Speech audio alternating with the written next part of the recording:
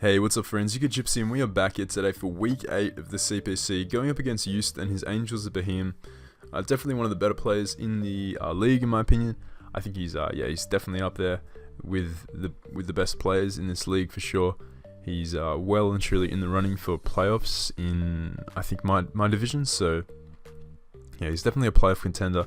And he has a very spooky team. He's got the type of Koko-Bee drill core, Mega B that is, the core. So he's got that nice Volturn core into threats like Z Archeops, as well as Porygon Z and Como, which he's used really well so far this season. So he's got a nice defensive core in the Umbreon, the Donphan, Arcanine, stuff like Bronzong and Gorgeist as well, kind of complement that.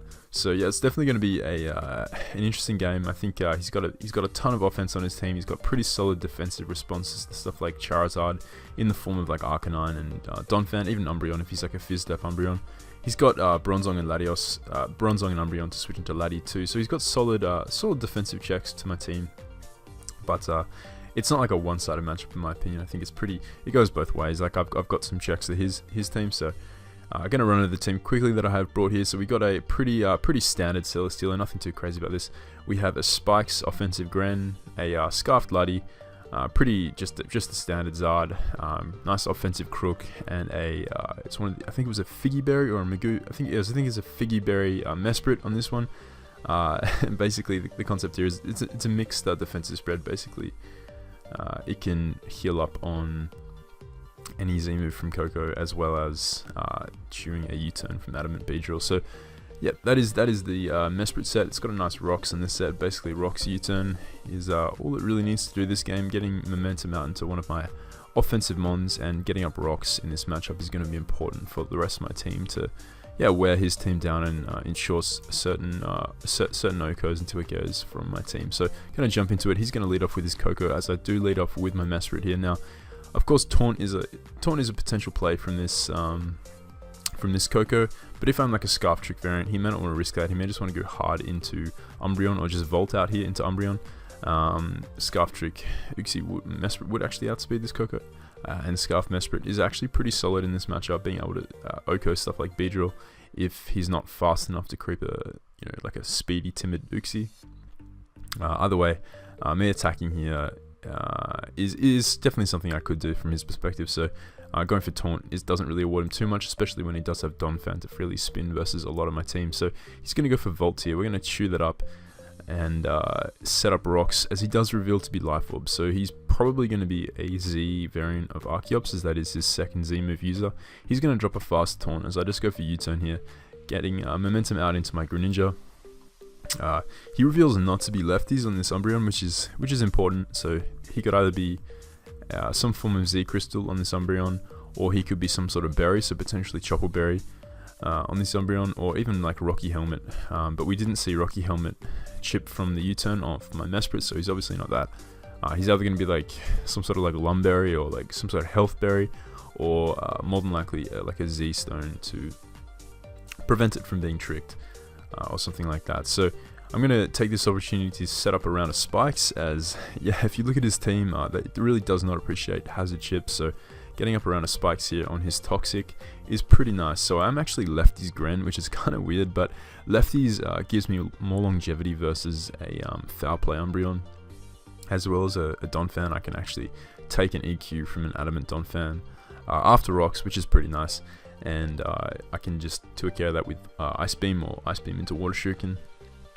It's basically just to allow this Gren to stick around a bit longer, set up more Spikes if I need to, and obviously Life Orb or something would have been nice in this set, but with my investment and with my spread, I can pretty much Tuiko or Oko every relevant thing that I need to. So he's going to now switch out into his Tapu Koko, into his Como, as I choose to fire off an Ice Beam. Now, because I'd shown Spikes, I could have just started setting up like all my layers on this Umbreon, and I knew that turn he wouldn't want to allow that. So either that turn he was going to go out into his Tapu Koko, or he was going to go out into his Como to get the offensive momentum versus my Gren. If I'd just gone for a Spikes there, Como would have been able to live an Ice Beam at the range of health. As you're going to see, he chooses this Ice Beam. He doesn't chew it, it does 57, so it does a lot, but he would have been able to take an Ice Beam there had I not gone for it this turn, he would have been able to take it the next turn and take me out with any attack. So catching him there on the Ice Beam is really nice for me, as he does reveal to be weakness policy. So this is probably an autonomize weakness policy Como, which is pretty solid versus my team. Honestly, it's a pretty nice offensive threat.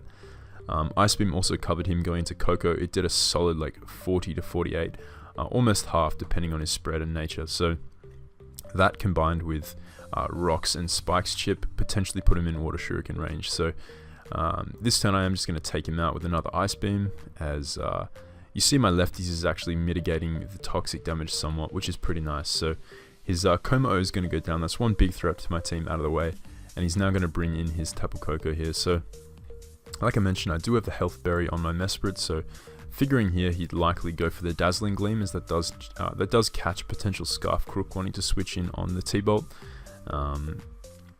And Dazzling Gleam also hits my Gren, obviously, for super effective damage, as well as my Latios. So it basically, Dazzling Gleam is kind of no drawback from Joost here. Obviously, because he is a Life Orb, he's not even locked into Dazzling Gleam, so if I go into my Selly, he doesn't lose a ton of momentum because he can just Volt the next turn on it if I don't switch out. So me harding into Selly there just wasn't worth the risk, especially when I have a Mesprit here who can take advantage of the Life Orb Dazzling Gleam and get a ton of health back, putting myself outside of range of a timid Life Orb Thunderbolt from this Koko into range. So this turn I am going to go for the U-turn here, as he does set up a Calm Mind. So this slow U-turn is going to allow me to go out into my fast, my Scarfer here in my Latios here, and just take him out with the Psychic. So his Koko is going to go down there, and Donphan's going to come in. Now Donphan could either go for Knockoff, which I live from Adamant, non-boosting item. Donphan I actually live 99% is the max roll, so getting a Psychic off here will be really important for my Crocodile and my Zard, both of which appreciate this Donphan being out of the way or just severely weakened. So I'm going to go for Psychic here, figuring that he'd more than likely either go for the knockoff there or just go for the Rapid Spin, because hazards really impact his team. You know, this Arcanine's taking a ton. It's taking like 32% every time it, 37% every time it comes in from the hazards, and Archeops is taking 12, and Umbreon really doesn't appreciate taking hazards if it's wanting to switch in on anything from Latios. So going for Psychic here was my plays. It does capitalize on his spin, as now Joost is in a position where he could switch to Umbreon, which is the very obvious play. And you know, me being Scarfed, having revealed Scarfed earlier on the Koko, implies that like I may well switch out here, predicting him to go into his Umbreon. And he's in the back, so I do expect him to make a play to sort of bring himself back into the game, maybe go for Rocks of his own. So this turn I am just going to stay in here in Psychic, as him going Umbreon was a very obvious play. But I definitely agree with him staying in there. Like, I think that was a play he had to make. I just expected him to stay, and I would have done the same thing if I was in his position. I don't think that was like a misplay by any means. Also, if you look at that range of health Donphan was at, it wasn't checking Zard from that range. It wasn't checking Crook. It literally died to both. So he didn't have a ton of reasons to preserve Donphan, if anything for a sack.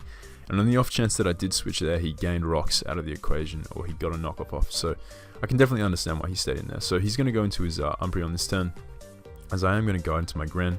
He actually taunts me here, which is a nice play on his part. So I'm now going to switch out into my Crook, expecting either the Moonlight or the Foul Play this turn.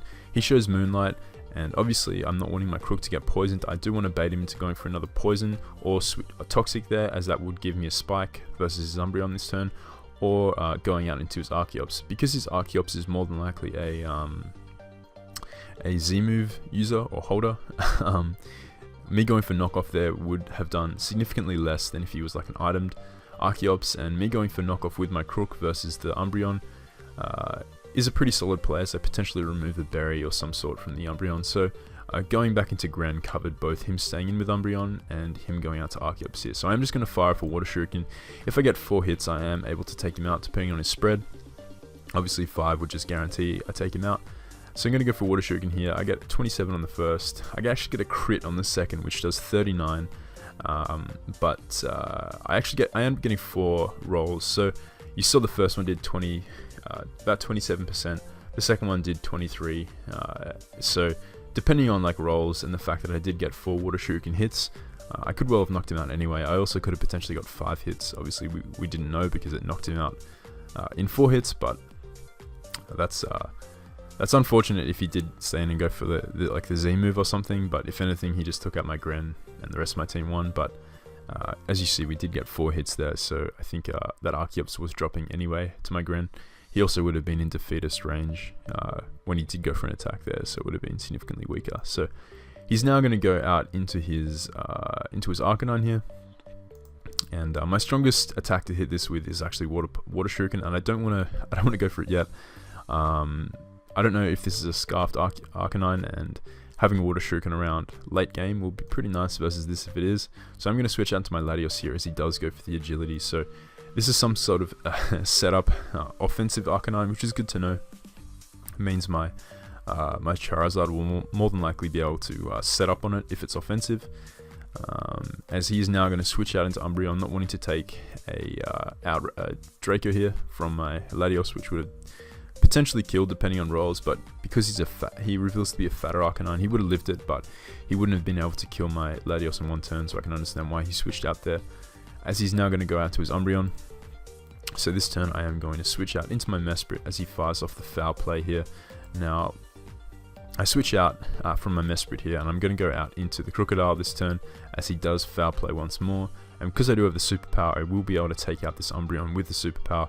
I think the roll was something like, if he was purely max HP, it was something like 56 to 68 or something, so it was well and truly in my favor to take him out there with the Superpower.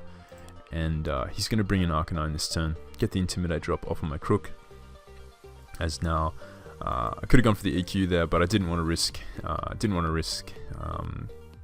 him potentially going for close combat and taking me out, as this Crocodile, because I was at -1 defense because of the Superpower, would have been in range to die to one hit from the Arcanine there. So saving that to bring it in later and just cleanly OHKO it with Earthquake is pretty nice. So I'm going to go into my Latios here and fire for Psychic as he does reveal Dragon Pulse. This is a really cool set. He actually brought special agility Arcanine, which is really cool. I've actually never seen that, so that was pretty cool. Definitely take my hat off to Joost for that. It was a very cool set, as he will be able to 2-hit carry me here with the Dragon Pulse. Not often you see an Arcanine 1v1ing a Latios with a Dragon move, so that's pretty cool. Obviously I could have gone for the Draco there, but no point even like risking that. I'm just going to go for the Psychic, get guaranteed damage off, putting him in range of an Earthquake from my Crocodile. So that's going to be the game. That's going to be my week 8 game versus Joost for the CPC. Hope you guys did enjoy. A bit of a quick one. This is going up, I think, a day late or so. Just been a little busy. But yeah, that was definitely a fun match. Going on week 9, we were supposed to face Chime, but he actually dipped from the league. He dropped out, so I don't really know what's happening with him. He got destroyed by Styx and then he just left, so that's unfortunate, but I think we're going to get a forfeit win from that. So we're going to move on to week 10. I think we've already clinched playoffs at this point, but yeah, it's definitely been a fun season so far. I've definitely enjoyed using this team, and yeah, we'll see how week 10 goes. I think I faced my boy Carsten in week 10, so that's going to be a fun one.